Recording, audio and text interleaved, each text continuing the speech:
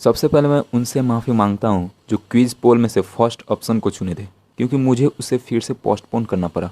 ये वाला वीडियो भी आपके लिए काफ़ी ज़रूरी होगा। हज़ारों साल पहले का आपको अपनी असली इतिहास पता चलेगी, जो प्रेजेंट सिचुएशन को समझने में काफ़ी मदद करेगी। तो वार के कई सारे कारण हैं, इसके रीज़न एक नहीं है। उन सभी कारणों को हम कैटेगराइज कर सकते हैं। सबसे निचले दृष्टिकोण से देखें तो कारण वो होगा जो हमें मीडिया से बताती है, एकदम बकवास। अब अगर हम अपनी दृष्टिकोण थोड़ा और ऊपर करके देखें तो हमें ये पता चलेगा कि पुतिन न्यू वर्ल्ड ऑर्डर के खिलाफ है, बैड गाइस से लड़ रहा है, बायोलैब्स के साथ साथ कई सारे उनके बेसिस को डिस्ट्रॉय कर रहा है। इस दृष्टिकोण स्तर पे ये भी कारण आ जाता है कि यूक्रेन में एक आर्क मिला है, एक टाइम कैप्सूल मिला है जो कि पास्ट में इंटरगैलेक्टिक सिविलाइजेशन के द्वारा रखी गई थी और पुतिन उसको अपने कब्जे में लेना चाहता है, बैड गाइस से पहले लेना चाहता है। इस दृष्टिकोण स्तर में ये कारण भी आ जाता है जिसमें एलियट्स हमें न्यू वर्ल्ड ऑर्डर में ले जाने के लिए ये सब माइंड गेम खेल रहे हैं, मार्शियल लॉ इम्पोज करने के लिए, स्कार्सिटी क्रिएट करने के लिए, करेंसी सिस्टम को फ्लॉप करके डिजिटलाइज करने के लिए और भी बहुत कुछ। अब इस दृष्टिकोण स्तर से थोड़ा और ऊपर बढ़कर अगर हम देखें तो हमें बुरे एलियंस के करतूत दिखेंगे। जैसे कि हम बात करते हैं कि ड्रैकोनियंस, ग्रे, अनुनाकियंस, ये सब हम इंसानों को, इस प्लेनेट को कंट्रोल करके रखे हैं।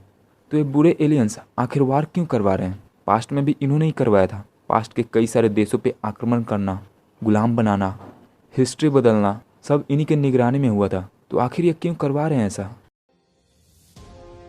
इसके बारे में हम थोड़ी देर बाद देखेंगे। उससे पहले इस दृष्टिकोण स्तर के ऊपर एक और स्तर है, उसके बारे में बात करते हैं। वह स्तर है सबसे ऊपर वाला, जिसे हम दिव्य दृष्टिकोण बोलते हैं। इसे आप भगवान के दृष्टिकोण से देखना ऐसे समझ सकते हैं। इस दृष्टिकोण से देखें तो एलियंस का पृथ्वी पे कब्जा का होना, वार का होना, ये सब हमें अवसर देता है अपने चैतन्य शक्ति को बढ़ाने का। इस दृष्टिकोण से देखें तो सब कुछ अच्छे के लिए होता है। हम सब ईश्वर में सम्मिलित होने के राह पे हैं, तो ये सब इवेंट्स हमें इस राह पे आगे बढ़ने में मदद करती है। पिछले डेंसिटी और पास्ट लाइफ के कर्मा को रिलीज करने में मदद करती है। खास करके जो न्यू साउल होते हैं, जो लोअर डेंसिटी से थर्ड डेंसिटी में भले ही इवॉल्व होकर आए हुए रहते हैं, उनको ये सब इवेंट्स ऊपर बढ़ने के लिए सिखाती है। इस दृष्टिकोण के अनुसार हमें इन सभी सिचुएशंस को डीपली ऑब्जर्व करना चाहिए, अनुभव करना चाहिए, लड़ना सीखना चाहिए, लेसन्स लेनी चाहिए और अपने मर्जी से आगे या पीछे बढ़ते रहना चाहिए। तो ऐसे हम अलग अलग दृष्टिकोण से देखकर कारण समझ सकते हैं। हम जिस दृष्टिकोण स्तर से अभी के हो रहे इवेंट्स का जो कारण देखेंगे वो ये है। आप जानते ही हैं हमारा प्लैनेट काफ़ी हजार सालों से बुरे एलियंस के कब्जे में है। उन्हीं की वजह से यहाँ पे शांति नहीं रहती। तो जो मेन नेगेटिव एलियंस है वह है अनुनाकियंस, जेहोबियंस अनुनाकियंस, ड्रैकोनियंस, नेक्रोमीटॉन्स। ये सब कई सारे फॉलन एंजल्स के साथ मिलकर धरती पे कंट्रोल पाने के लिए अलायंस फॉर्म किए और अपना काम करना शुरू किए, जिसको हम नेगेटिव एलियंस एजेंडा बोलते हैं। ये ग्रुप हम धरती वासियों को कई हजार सालों से अफेक्ट करते आ रहे हैं। जैसे कि ये जो आप चार्ट देख रहे हैं, ये हमारे गैलेक्सी और अर्थ पे पास्ट में हुई ट्रिगर इवेंट्स की लिस्ट है। मतलब कि इसी टाइम नेगेटिव एंटिटीज के साथ टकराव हुआ था और इसके बाद बहुत बड़ी बदलाव आती रही। लगभग 20 मिलियन ईयर्स पहले ओरायन वार्स हुआ था, लायरन वार्स हुआ था। 5 मिलियन ईयर्स पहले इलेक्ट्रिक वार हुआ था हमारे गैलेक्सी में। नीचे डिस्क्रिप्शन में लिंक है, वहाँ से विजिट करके आप इन सब हाईलाइटेड पॉइंट्स के बारे में डिटेल में जान सकते हैं। यहाँ पे हम सिर्फ मेन पॉइंट्स को ही कवर करेंगे। तो लगभग 52,000 साल पहले लेमुरियन सिविलाइजेशन एग्जिस्ट करती थी। उनका एक छोटा सा कॉन्टिनेंट बचा हुआ था। तो उस वक्त यहाँ पे ड्रैकोनियंस हमला किए, सीक्रेट अंडरग्राउंड टनल्स बनाकर फ्लक्चुएशन क्रिएट करने लगे। और फिर जब लेमुरियंस को इसके बारे में पता चला तो वो टनल्स को सील करने लगे, जो कि एक युद्ध में बदल गया। अर्थक्वेक्स आए, वोल्कानो फटी, बाढ़ भी आए। इन सब से लेमुरिया कॉन्टिनेंट बर्बाद हो गया। कुछ लेमुरियंस बचे थे तो वह आगे आने वाले आइस एज के दौरान अंडरग्राउंड शिफ्ट हो गए और फिर प्लैनेट्स का रिपेयरिंग गैलेक्टिक फैमिलीज के साथ मिलकर करने लगे। फिर लगभग 30,000 साल पहले धरती पे डिसेंशन साइकिल शुरू हुई थी। उस वक्त एक न्यू सिविलाइजेशन एग्जिस्ट करती थी जो कि अटलांटियंस थे। इनका भी सामना नेगेटिव एंटिटीज से हुआ, काफ़ी तबाही मची। धरती के अंदर भी उस वक्त ब्लास्ट हुई थी। जितना लेमोरियंस के टाइम पे नुकसान हुआ था उससे भी ज़्यादा इस वक्त हुआ। धरती की एक्सिस झुक गई, कई सारे धरती की ग्रिड्स डैमेज हो गई, धरती के पोर्टल्स, स्टारगेट्स ये सब डैमेज हो गए। स्टारगेट्स को आप प्लैनेट्स का चक्र सिस्टम भी कह सकते हैं, जो कि इंटरस्टेलर ट्रैवलिंग की तरह भी काम करती है। तो उस वक्त इतना कुछ हुआ कि पृथ्वी फिजिकली और इनर्जेटिकली डैमेज हो गई। इसलिए पृथ्वी पे उस वक्त डार्क एज शुरू हुआ। अटलांटियंस को नेगेटिव एंटिटीज, माइंड कंट्रोल और मैनिपुलेटिव दुनिया में ले जाने लगे। फिर लोग कई हजार सालों तक गुलाम बनकर जिए और फिर लगभग 22,000 साल पहले एसेंशन टाइमलाइन शुरू होने जा रही थी। तो उस वक्त ये नेगेटिव एलियंस अपना एजेंडा चलाए थे, लेकिन लव और लाइट की एनर्जी के सामने फेल हुए और फिर लोग सत्युग की तरफ बढ़ने लगे। फिर लगभग 11,000 साल पहले पृथ्वी पर फिर से डिसेंशन साइकिल शुरू हुई। उस वक्त ड्रैकोनियंस और अनुनाकियंस पृथ्वी के मेन स्टारगेट के पास गए, जो कि गिजा इजिप्ट में है। वहां पर जाकर इलेक्ट्रोमैग्नेटिक पल्स के जरिए पृथ्वी के कोर पे हमला किए। ये पल्स इतना जोरदार था कि समुद्र के तलों को और टेक्टोनिक प्लेट्स को भी हिलाकर रख दिया। उस वक्त फिर से पृथ्वी को बहुत ज्यादा नुकसान पहुंचा।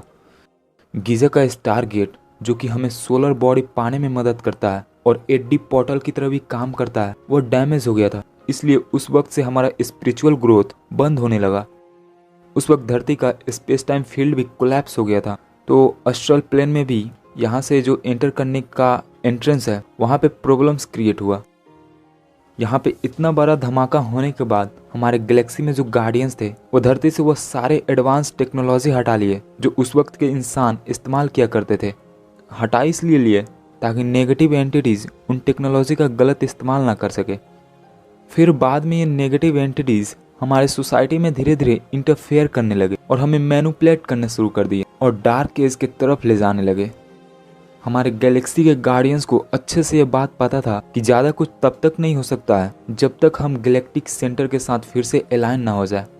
इसलिए इस डिसेंशन साइकिल के दौरान कई सारे अवतार आए हमारे पृथ्वी पे जो हमें ज़्यादा डैमेज होने से बचाएं।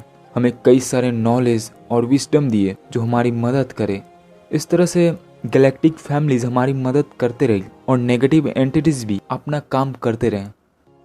वो नेगेटिव एंटिटीज सबसे बड़ा इन्वेजन लगभग 5,500 साल पहले की है।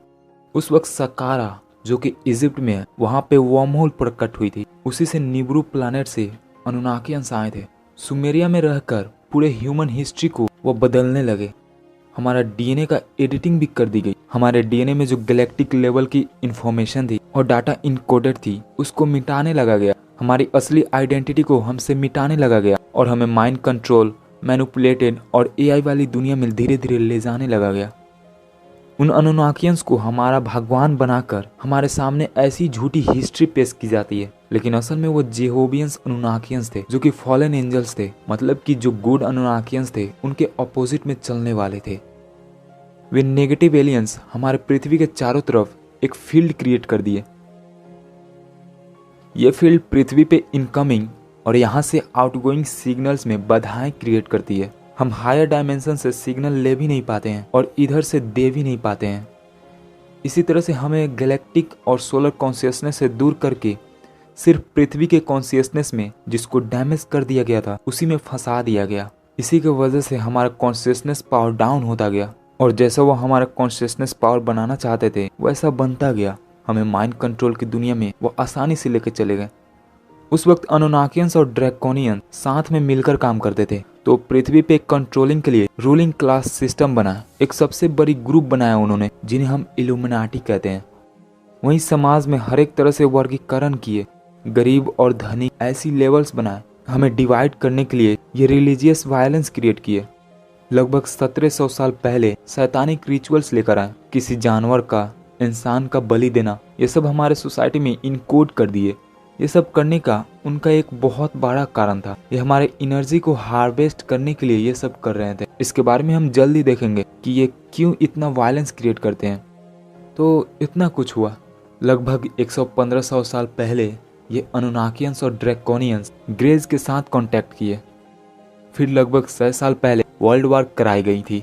अर्थ के स्पेस टाइम ग्रिड्स को और प्रोटेक्टिव ग्रिड्स को डैमेज करने के लिए कराई गई थी ताकि जेटास को धरती पे और इसके ग्रिड्स पे एक्सेस मिल सके और वह ह्यूमन अबडक्शन, उन पे एक्सपेरिमेंट्स ये सब कर सके। फिर लगभग 80 साल पहले वर्ल्ड वार 2 कराई गई। इसको भी अलग अलग दृष्टिकोण स्तर से देखें तो अलग अलग कारण दिखते हैं। कबाल के लेवल से देखें तो कौन डोमिनेट करेगा इसके लिए हुआ था, लेकिन उन नेगेटिव एलियंस को इससे ज़्यादा कोई फर्क नहीं पड़ता कि कौन जीते और कौन हारे।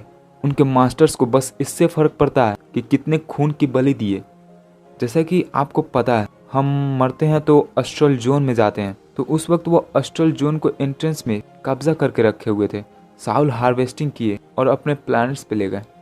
फिर लगभग 30 साल पहले पृथ्वी पे एसेंशन टाइमलाइन शुरू होने जा रही थी, तो प्लेयर्स और सीरियस कॉन्स्टेलेशन के निवासी हमें सपोर्ट करना शुरू कर दिए। लोग चैनलिंग करने लगे और हमसे इन्फॉर्मेशन शेयर करने लगे। फिर लगभग 25 साल पहले ट्विन फ्लेम्स पे हमला की गई थी।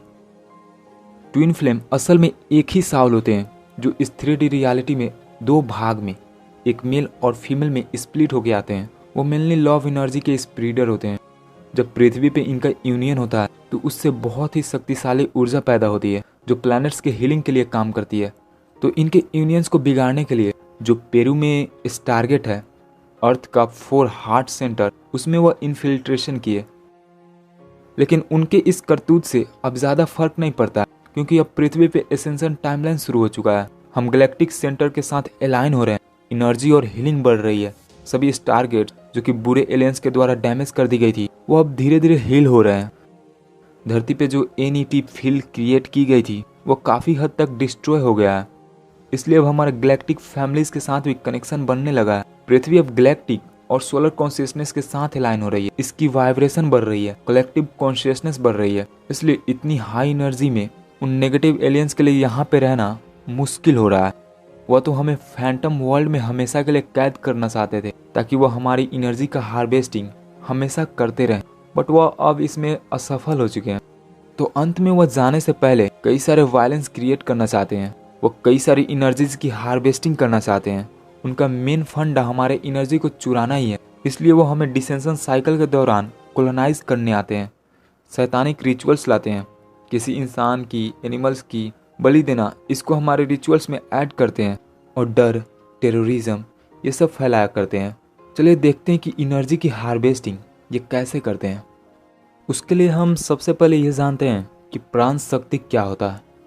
प्राण शक्ति ये वह ऊर्जा है जिससे ये दुनिया और सब कुछ एग्जिस्टेंस में आया।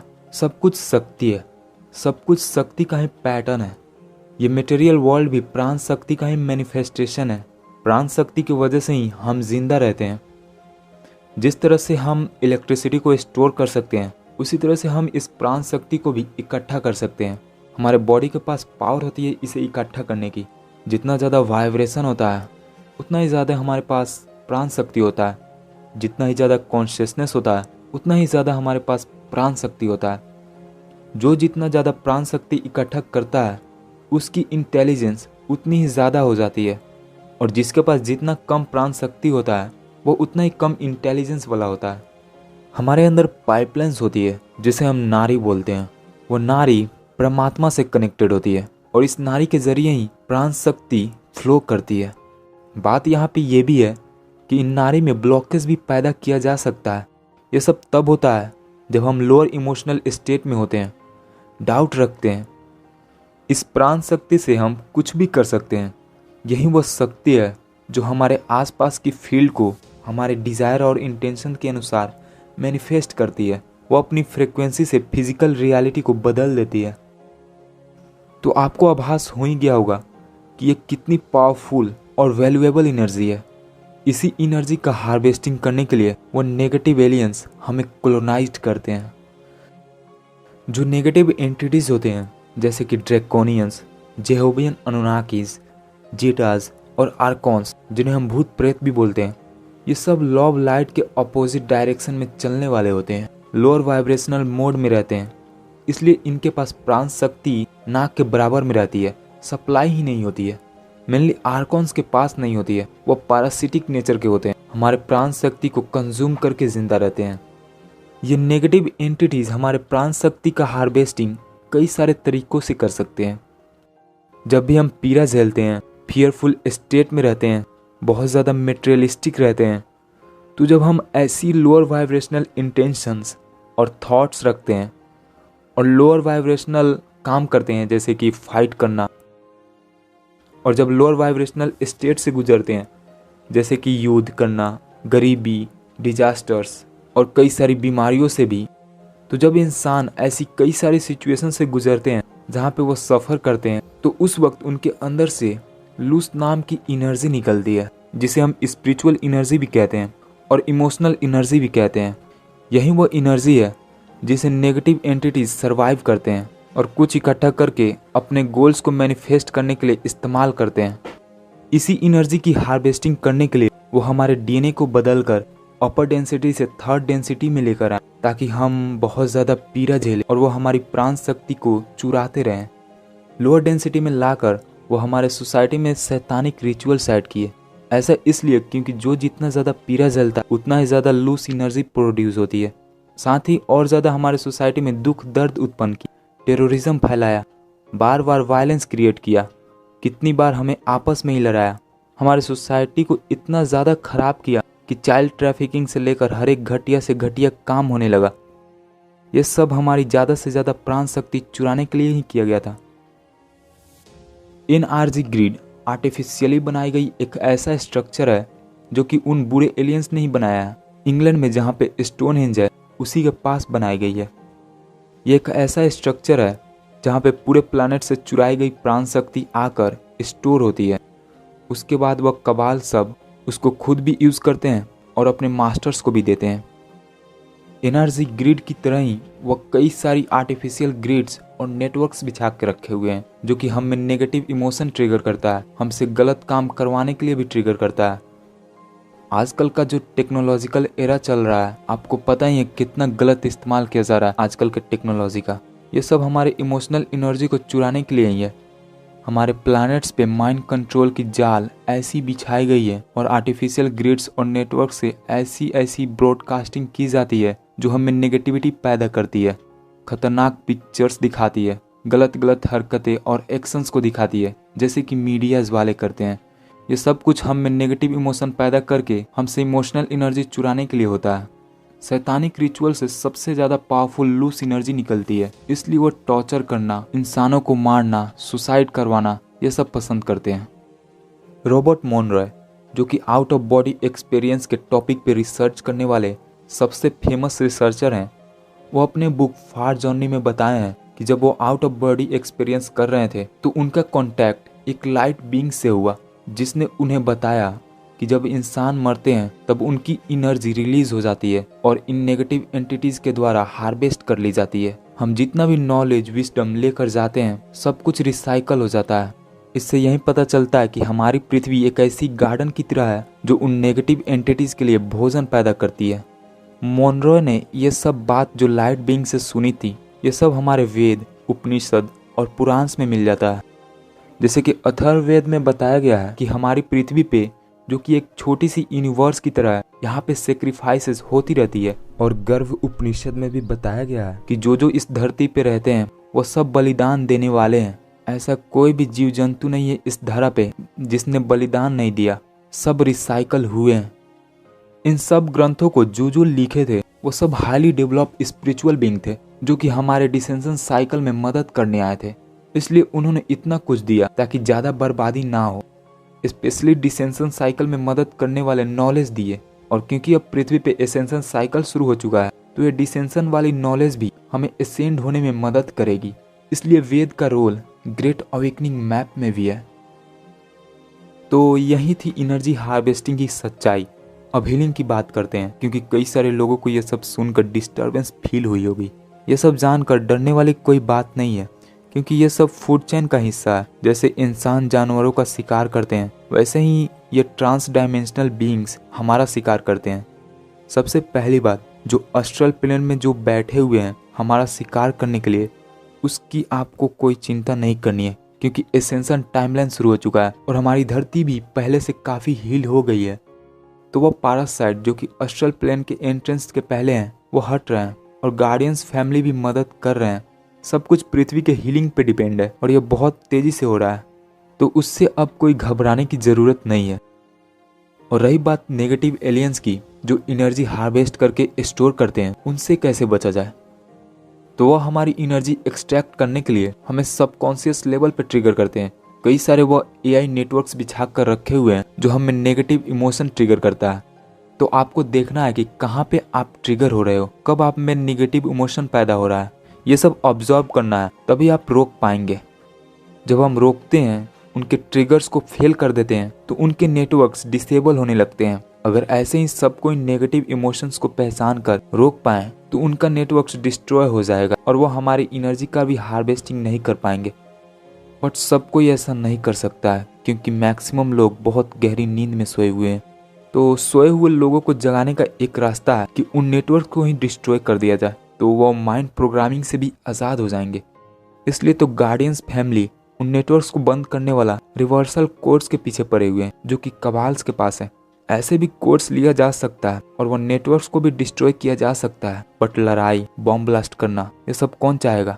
ट्रांजिशन को स्मूथ रखना है उनको। तो वो हमारी मदद करते रहेंगे। फिलहाल आप उनके ग्रिड्स को कमज़ोर बना सकते हैं। ट्रिगरिंग पॉइंट्स को ऑब्जर्व करिए और उसको फेल करिए।